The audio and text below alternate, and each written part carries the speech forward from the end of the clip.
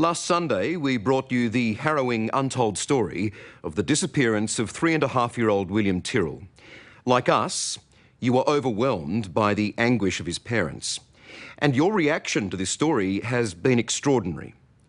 Investigators say they have never seen this level of public response and fresh information that may well provide the lead they so desperately need. This weekend marks 1 year since William Tyrrell disappeared from his grandmother's backyard. A little boy vanished without a trace. Earlier, I sat down with Detective Inspector Gary Jubelin to discuss the new information through which police are now trawling.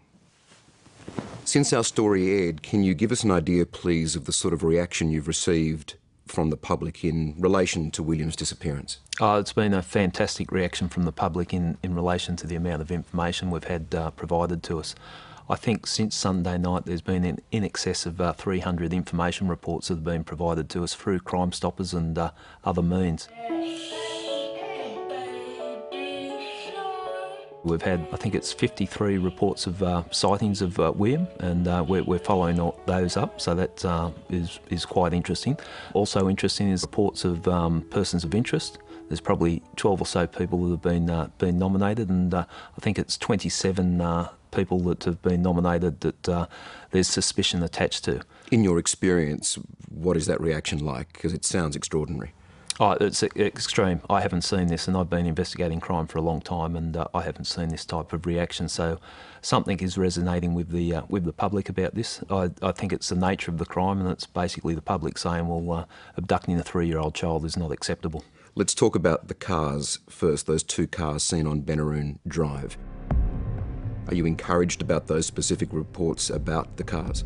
Yes, I think there's in excess of 20 reports about vehicles flowing on from that appeal that we put out through your program. So the information at this time now, it's a matter of us sitting down, analysing all the information and following up those leads. You mentioned also persons of interest. What sort of information can you say are people coming forward with? The type of information we're talking about is people nominating specific persons. They are suspicious of them. There's something about that person that they think it's worthwhile passing information on to police.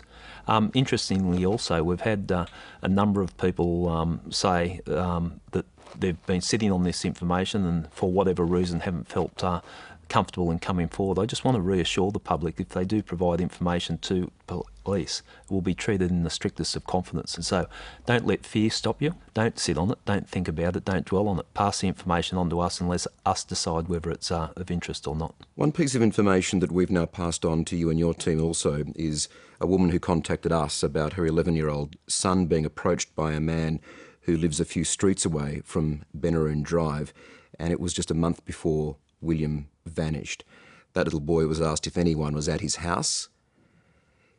Is that information of importance to you, and could that man be a person of interest in William's case? We encourage people to come forward with exactly that type of information, and that's the type of information that when we put it through our processes, that might be linked to something else and that might show a link to the investigation. Obviously you have to check that, but is that new information to you, given it's so local and centred on that neighbourhood? Yes, it's something that we're looking at and that is very local, and it's something that we're following up. Can you tell me, please, what you make of the release of that video by Bill Spedding, who you have personally interviewed and has been named as a person of interest? I wish to state that I have had no involvement whatsoever in the disappearance of William Tyrrell. The only thing I can say is that we're very much aware of that video, and we're... Is that something that you will now analyse further, look at? Oh, we look at all information that comes in, but again, I'm not going to discuss specific details in regards to persons of interest. Can you say if you are surprised or not by that behaviour this week? I'm going to have to put a straight bat with that one, Michael, and make no comment. You are now using a forensic psychologist in the investigation. What role does that person play, and what are you looking for there? They give a different perspective on the investigation. It's a fresh set of eyes looking at it from a different perspective. So the type of thing that a forensic psychologist can value add to the investigation is an interpretation of the crime scene, an interpretation of the nature of the crime, and also in regards to the type of perpetrator that might have been involved in the crime. In the feedback we received, a lot of people asked, why isn't there a reward? Can you explain that? And a lot of people have asked since your show why we didn't release the vehicles earlier on, because we had that information before. Everything that we release to the media is done, or to the public, is done for a reason and a strategy. The announcement or release of a reward is a strategy, and it's not appropriate this time to go down that path. You talked about building pressure on possible suspects. From this time a week ago, how much more pressure do you think there would be on that person who knows exactly what happened to William?